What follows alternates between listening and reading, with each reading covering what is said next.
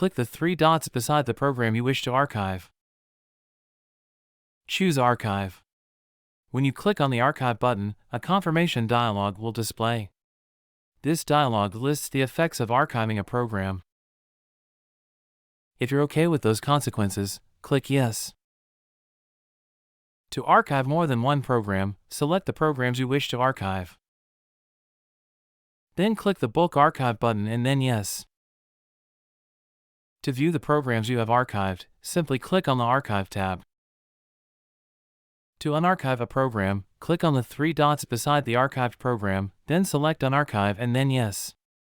The program will be unarchived and returned to the current tab. To unarchive multiple programs, select the programs and then click the Bulk Unarchive icon at the top right. When you unarchive a program, all the above consequences, removals and cancellations, will return.